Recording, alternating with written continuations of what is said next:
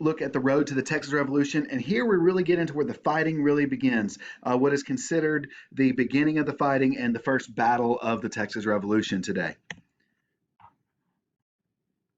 So, if you'll remember, Stephen F. Austin was arrested when he went to Mexico City to kind of see what could be done, to see what was going on, to kind of lodge the complaints from the Convention of 1833. While he's there, he writes a letter back to Texas saying, "Hey, go ahead and start setting up the state government." Well, that upset Santa Anna, because he's like, "I told you you can't do that," and Stephen F. Austin kind of goes against those wishes, and so it really upset Santa Anna. So Stephen F. Austin is arrested. Well, when Texans find out about Stephen F. Austin being arrested, Stephen F. Austin, he has kind of been the voice of moderation. He's been the moderate, and if he is getting arrested by this government, then they feel like this is probably absolutely definitely unjust.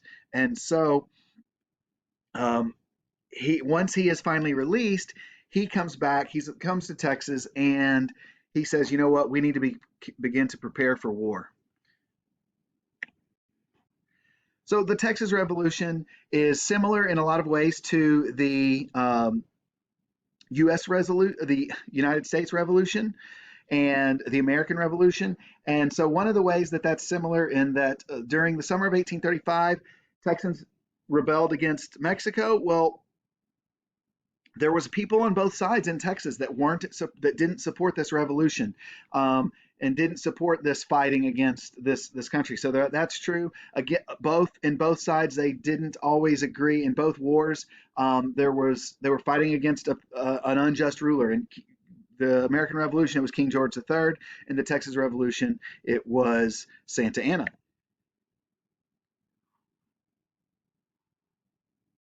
So this first battle, the Battle of Gonzales, is the first battle of the Texas Revolution. And what happens is that in Gonzales, they had a cannon that they had been given by the Mexican government to help to defend themselves against the potential for Native American attacks. Well, the Mexican government says, "You know what? We don't want that." So that General Martin Perfecto de Cos goes there to collect that and get that cannon. They don't want it in the hands of the Texans anymore for obvious reasons, because there's kind of some difficulties been going on and there's been some conflict. And so the Texans aren't going to give it up. They fly the famous "come and take it" flag. When Mexican soldiers attacked, the Texans fired their cannons and forced them to retreat. One week later, the Texans captured the Mexican garrison at Goliad and defeat the Mexican General Martin Perfecto de Cos, who retreated his men back to San Antonio. So we have the beginning of war. So this new Texas government, we've got a government fighting in Texas Revolution had begun. What is the goal? What are they going to do? Are they fighting for independence? Are they simply revolting against the leadership of Santa Anna? Well, the two sides agreed on a compromise. So that one side wanted independence. One side just says, no, we're fighting against Santa Anna. So the compromise they come up with is we're fighting to get the Mexican Constitution of 1824 put back into use throughout all of Mexico. This ad interim government, this Texas temporary government, has President David G. Burnett as the president, Lorenzo de Zavala as the vice president, and Sam Houston would be in charge of the Texas Army, which was going to be difficult to do with no money to pay for it. They're not collecting taxes or things like that. So how are we going to fight this war and do all of these things? So this is a big problem. Meanwhile, Stephen F. Austin led a force of 400 volunteers to San Antonio, where the last Mexican army in Texas was located.